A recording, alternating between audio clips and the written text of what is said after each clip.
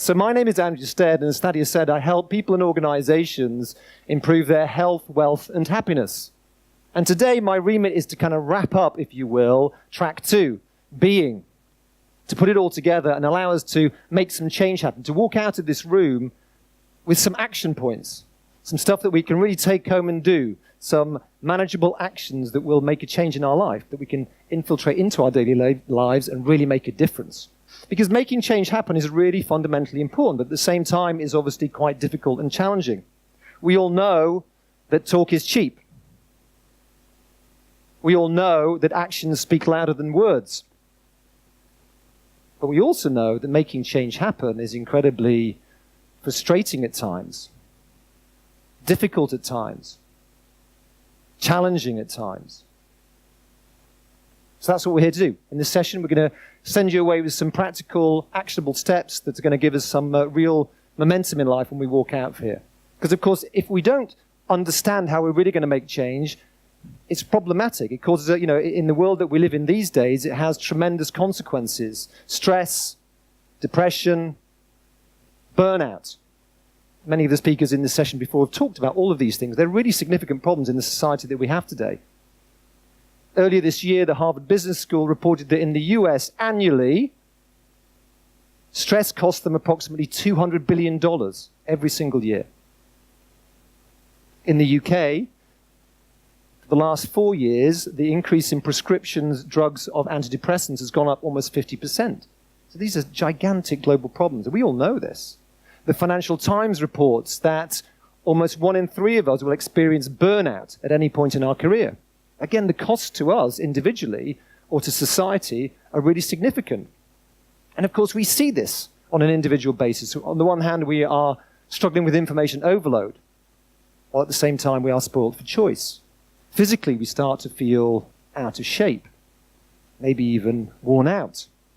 Emotionally, we get tired, upset, and even angry.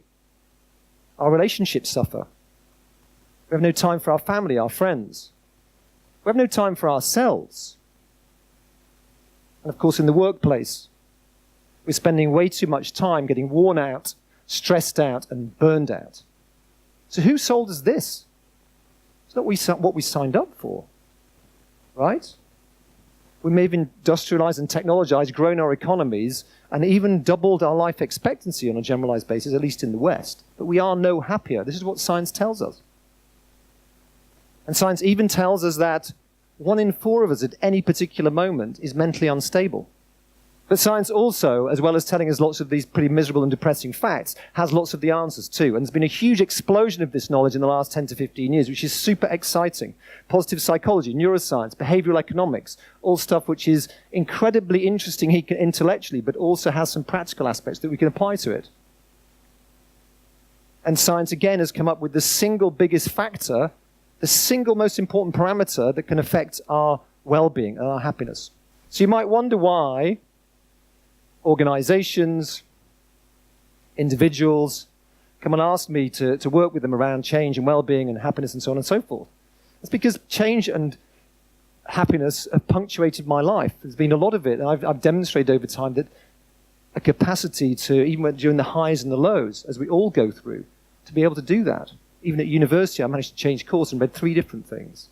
I went into a corporate career for the first 10 years of my life out of university, working for Goldman Sachs, the big, scary investment bank. And by the time that, I was being paid way too much money, running around the world, flying first class, etc., that something was missing. So I decided to leave that industry. Decided to give something back, to start to look at these ideas that many of us in this room are familiar with. We are the Illuminati to some degree, but it's not the majority. So we're very fortunate. Started to look at ideas around meditation, around yoga, read some philosophy like Nietzsche, but also look at these modern sciences, as I say, positive psychology. Some of these things, put these answers together and try and put this into manageable bite-sized chunks that can help us all. And then set up an environmental business, because the environment, I think, is really fundamental to this whole system that we're in right now. And we're not doing too well at it. And that was pretty successful too for a while. Became the largest energy certificate provider in the UK. It was worth like $12 million, etc. But then there was this little thing called the Great Financial Crisis. Whew, maybe some of you were affected by that as well. And I lost everything. So all of these ups and downs, these positives, negatives, success, failures, as we all experience. And it's our job to be sharing those experiences and helping other people through them as they go through those vicissitudes of life.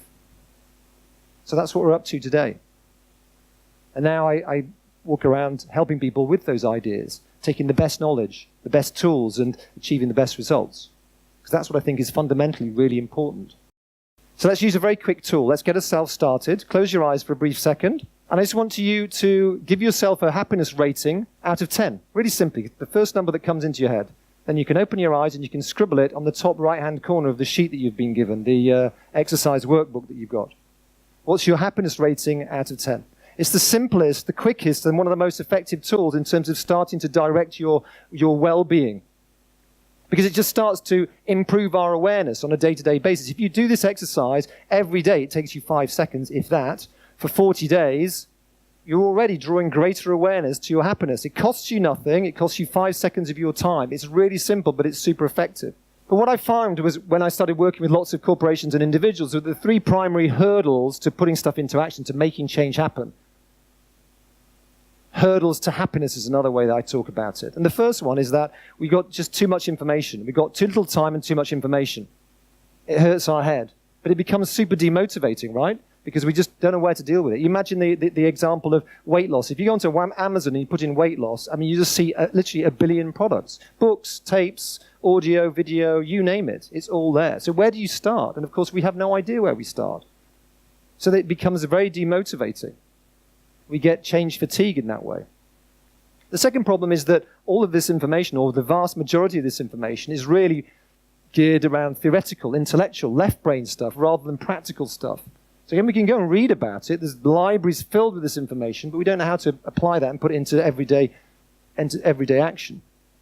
And the final problem is that it just feels quite lonely when we're trying to make personal change. We need a support network around us.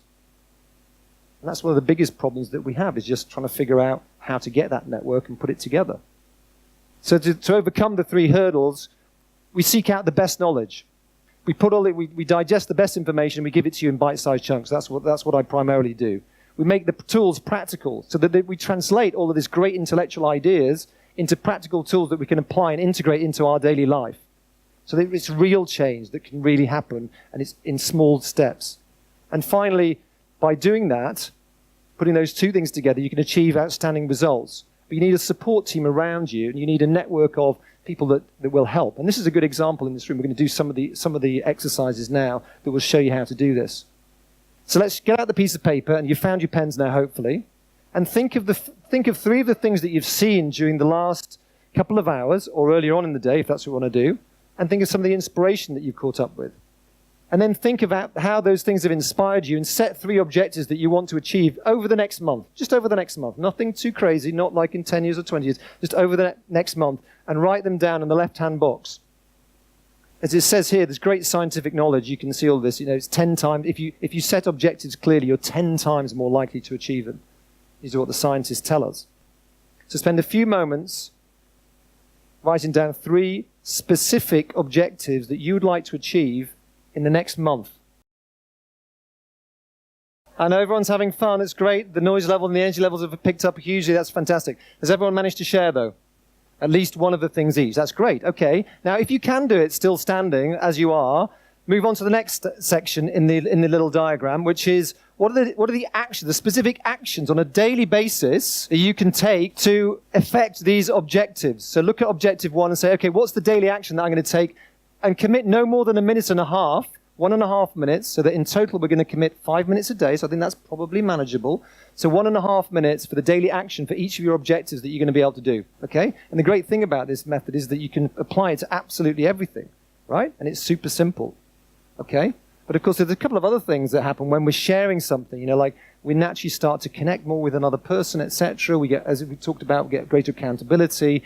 We start to reflect and receive and send back the positive vibes, and we're hearing about their excitement and so on and so forth. So these exercises are really simple, but they're really, really powerful. Okay, for the final section, to try and keep, as you can read on the sheet, to try and keep you super accountable. It's like, how are you going to measure this? And what you've got on the other side of the sheet is what I call the observation sheet. So the way that you're going to measure your actions could just be a simple tick or cross. It could be, did I read the paper today? Tick or cross. Or it could be, did I say I was going to read 5 pages of the paper? Out of 5, how many did I do? I did 3. So it could be a number, it could be a count or anything. But it's just the way that you're going to measure that.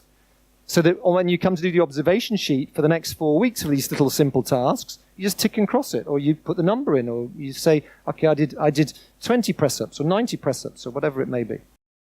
In the third section of the boxes, write down a way that you're going to measure the actions in the second column. So it might just be, have I achieved these actions? It might just be yes or no. It might be, I agreed that I was going to do 50 press-ups. What I achieved, you count them. I only did 30. You just count the number. So it's just a method of measuring, that's all. Move around the room, find yourself a final partner, and then very quickly share the way you're going to measure and make yourself accountable. Okay? Go.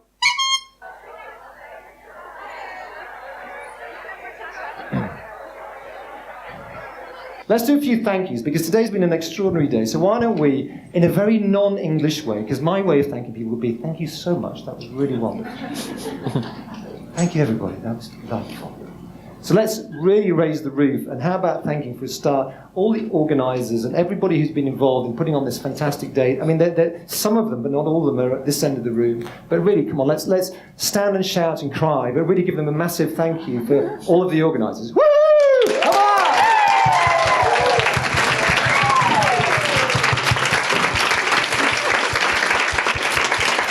Good job, good job. Now, what about for all of the speakers, in particular of track 2, but also the other speakers who are here today as well? Let's give them a massive, come on, let's raise it. Woo! And loud! Come on! Okay, great effort. Most importantly, it's all right, it's not me, don't worry. It's yourselves. So why don't you raise your roof? You guys have shown up here. This is not a simple subject consciousness. So you're already there. So give yourselves a massive round of applause for making the effort to come here, for engaging, to sharing your things with other people, and creating this energy in the room, which is really unusual. So really raise it for yourselves. Look at each other as you do it and smile. Come on, let's do it.